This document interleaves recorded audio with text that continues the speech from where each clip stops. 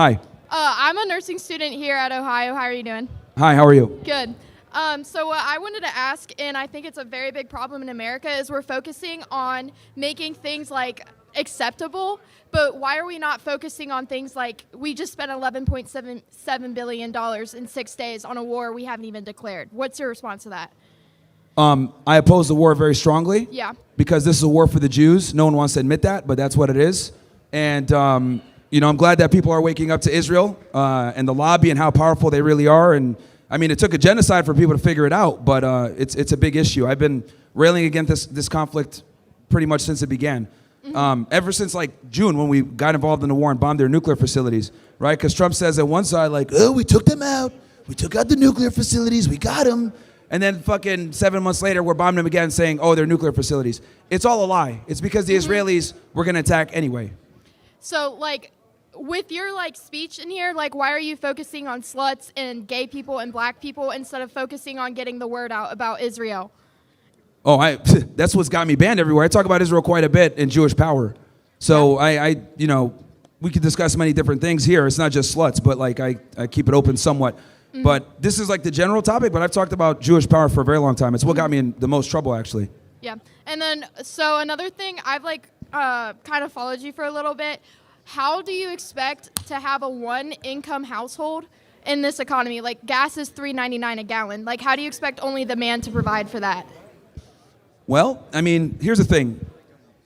Though inflation is high and cost of living is going up, we have more opportunities to make money now than ever before, right? Especially before the AI revolution really starts to take over. So I think if you work hard enough, you can absolutely make six figures and take care of a family. Obviously, you have to bring down your expenses to a degree. You have to be more responsible or whatever. But I do believe that men should be the providers and women should be focusing on the kids. Now, before the kids are born, if you want to work, that's one thing. But I think once the children are, born, that should be the focus for the mom.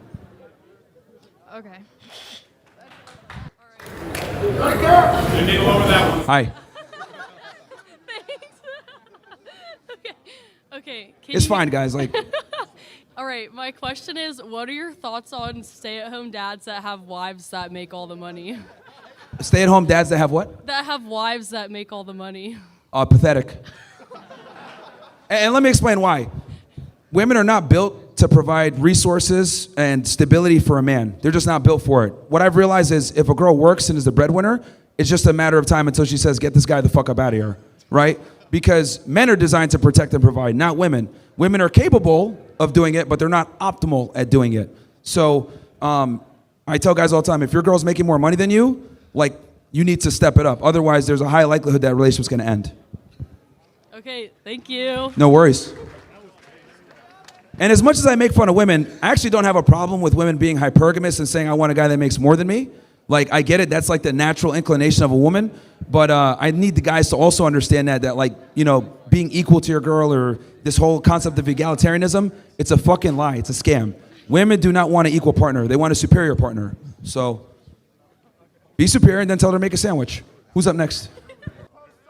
Hi. Yo. I'm a reporter for the student newspaper, The Post, and I was just wondering, you were a former Homeland Security Investigations Special Agent, is that right? Yes, I was. I was just wondering how you feel about the policies now, and if you think they're too strict or not strict enough. Well, HSI has many different mission mandates. What in particular do you have a question about? Because they have the broadest authority of any federal agency. Just the arrest process, or where they bring the people, some of the deportation that's happening, and I don't know, how do you feel about it? Okay, so immigration enforcement? Yeah. So HSI doesn't really specialize in immigration enforcement. There's two sides. I'll explain this quickly. You have DHS at the top, then you have ICE, which stands for Immigration and Customs Enforcement. Under ICE, there's Homeland Security Investigations, HSI, which does the criminal investigations. Then on the other side, you have what's called ERO, Enforcement Removal Operations.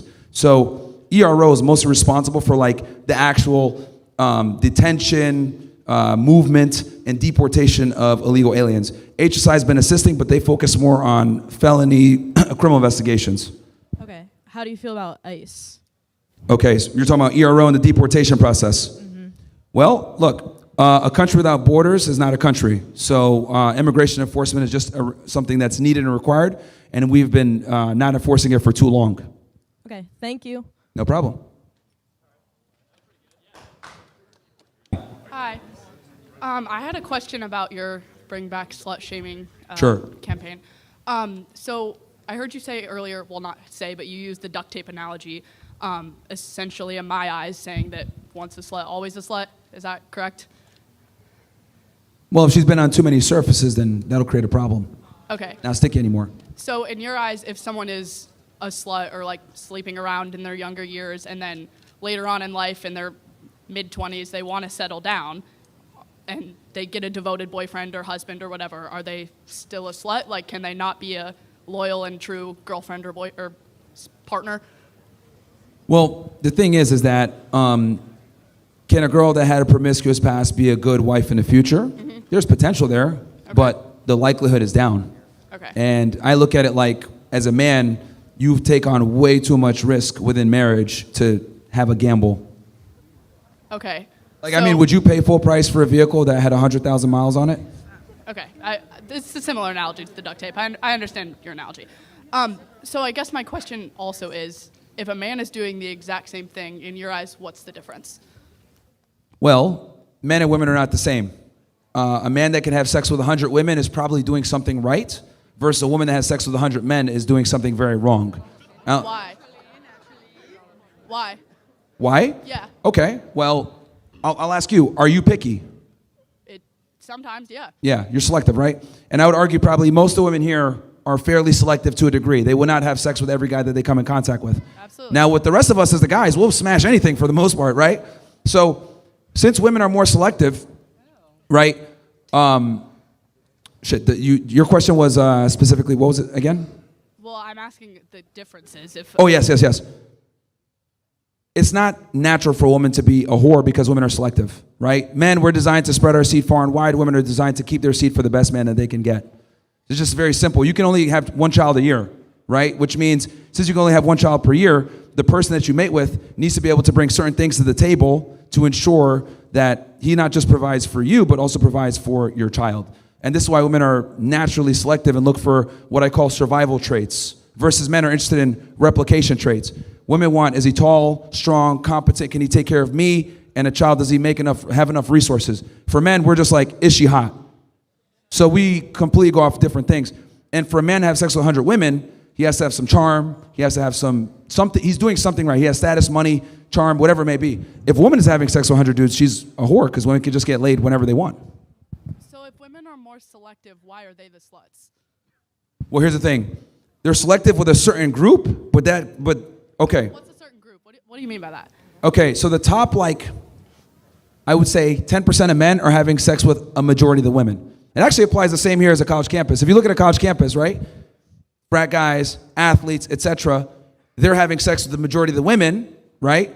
And a lot of guys just don't get anything or get scraps.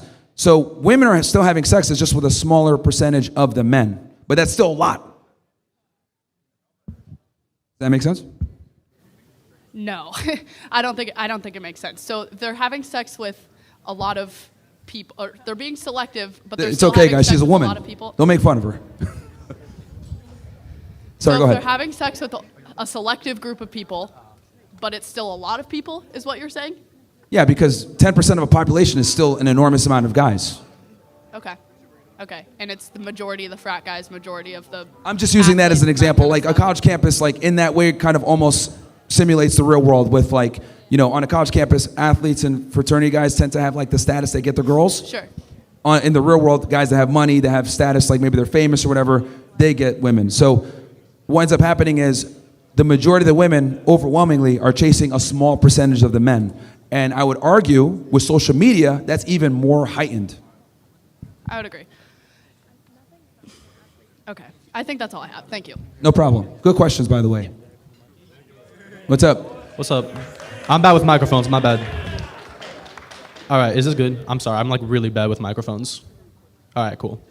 So, all right. Do you know what collective effervescence is? What? Collective effervescence.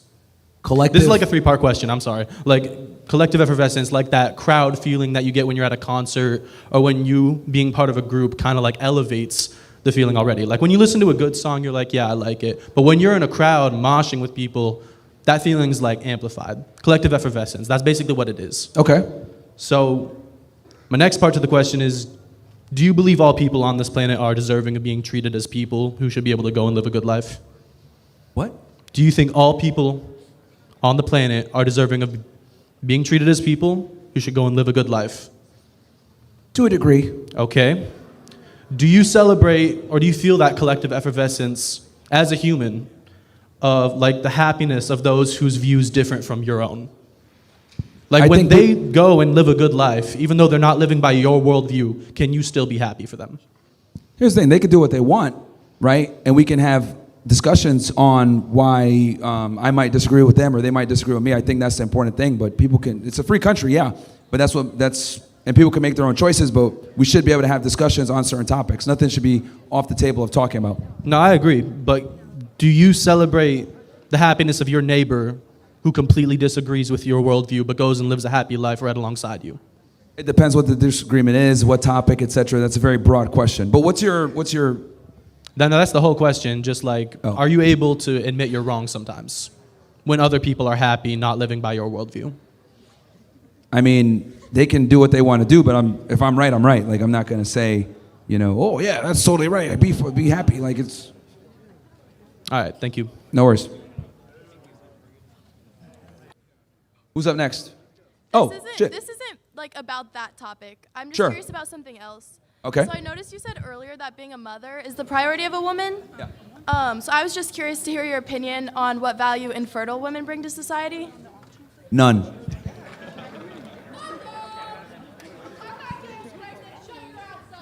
You want to come on the mic then? You're welcome to come on the microphone. You're welcome to come on the microphone and argue your points or debate your points. Okay. Find that it's just this. Oh, it never fails. Like it's like they get pissed off, they get triggered. I'm like, all right, come on the microphone and prove me wrong, and they're like, no, I gotta go to my class. It's like, bro, come on, man. They're lying. Go ahead. Hi, how are you? If you think that a woman's duty is to stay at home and take care of children and provide for their husbands, do you think that there's still a point for the younger females to go to college and get an education? That's a good question. I'll kind of expand on that. I understand that we live in a very different world. I understand that inflation is a thing. Dual income is almost required in a lot of situations. So I don't actually have a problem with women going to college because I understand that they dominate college attendance nowadays. But I do think that women should be going to school trying to find a partner. That's what I think they should be doing. Like your goal should be to graduate with a fiance versus like graduate with 100 bodies. Because a lot of girls use college as an example to just be a whore for 4 years and be a degenerate. The socially acceptable manner to be a degenerate. So I think if women go to school trying to find a husband, I can accept that. Do you think that also men's goals when going to college should be leaving with a partner also? Well, here's the thing. We know that typically women want a guy that's a little bit older, has more status, etc. Now, are there some relationships that can formulate in college? Sure. But I think for the guy, they should be focusing on getting into a major that's going to make them money, being successful as possible, and then if they do find a girl during the process, great. But they should be focusing on becoming as successful as they can be. Completely different, because let me explain why I say this. A broke woman still has lots of opportunity in the world. A broke man doesn't even exist, okay? Like, a rich man can change a broke woman's life. A broke woman won't even look a man's way if he's broke. So it's completely different. So for men, we must acquire resources. Women don't. It's selective, or success for you guys is elective. For us, it's mandatory. Okay, thank you. No problem.